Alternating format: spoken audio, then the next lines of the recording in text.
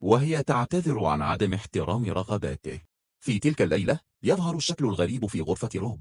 هذا الرجل الغريب جسده كله مغطى بالضمادات بما في ذلك وجهه، ويحذر روب من أنه يجب عليه ألا يعرض الدير للخطر. بعد بضعة أيام يستطيع روب أخيرا أن يمشي مرة أخرى ويمارس حول غرفته تحت مراقبة بريجيت الدقيقة. عندما يصبح قويا بما يكفي لفتح الباب تسمح له بالخروج. ينظر روب حول المنطقة ويجد مجتمعا لطيفا يعيش معا فيتناغم. تقول بريجيت لروب إنه يجب عليه المساعدة إذا أراد البقاء لفترة أطول، لذا يعد بالصيد بعض الحيوانات.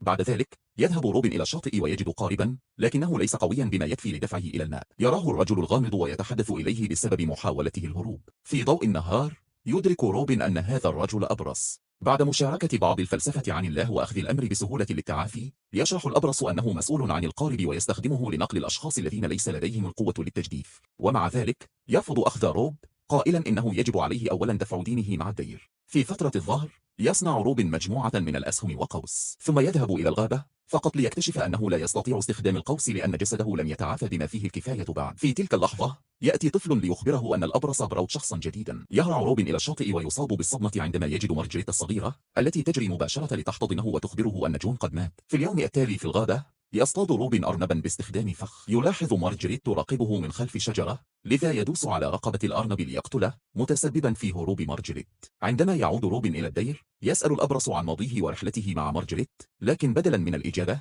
يعلم الأبرص عن الفواكه التي يزرعونها. لاحقا تغير بريجيت ضمادات روب وتخبره أن مارجريت لن تنام أو تأكل أو تتكلم. يشارك روب اسم الطفل وأن والديها قد ماتوا، لكنه لا يعطي بريجيت أي تفاصيل.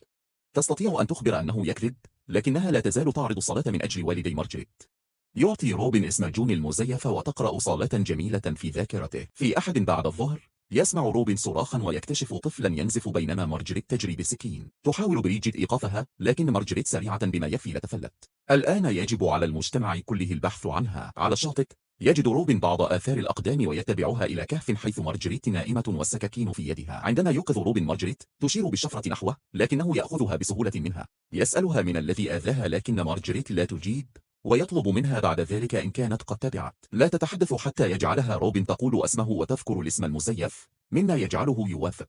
ومع ذلك يصبح غاضبا جدا عندما تسأل مارجريت من هو ليتل جون، ويخبرها أن قطة ستقطع لسانها إذا ذكرت ذلك الاسم مرة أخرى.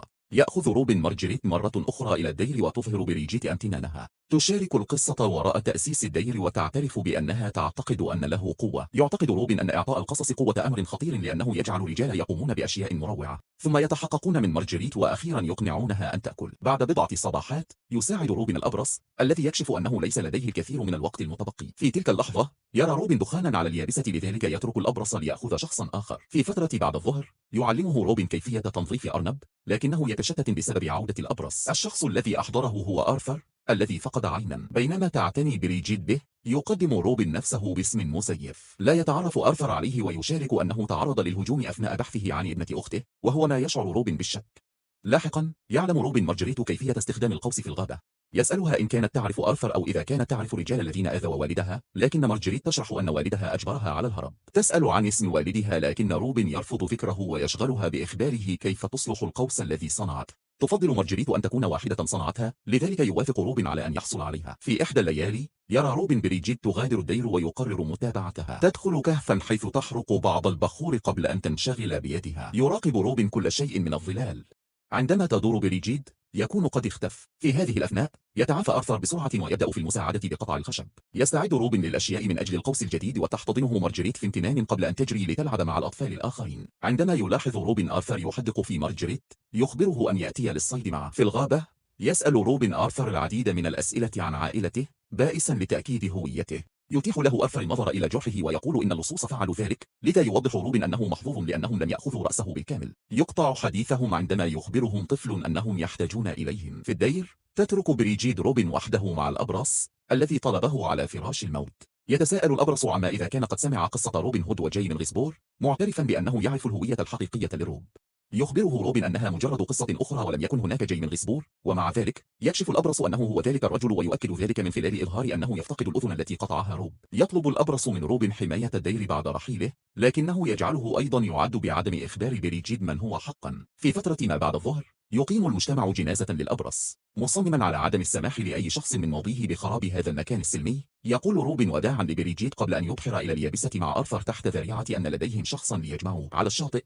يلاحظ آرثر أنه لا يوجد أحد من حولهم، لذا يقول روبن إنهم سي. ثم يشير روبن إلى أن آرثر يكذب بشأن اسمه، لذا يعترف ألفت أن اسمه الحقيقي هو غودوين. يشرح روبن أنه قتل العديد من الأشخاص في الماضي، لكن العنف لا يتوقف لأن أقارب ضحاياه يستمرون في مطاردته ويجب أن يقتلهم أيضا. دورة الانتقام ليست سوى لعنة. يتعرض غودوين للانهيار عندما يعترف أنه لا يريد قتل مارجريتا، لكنه يجب عليه القيام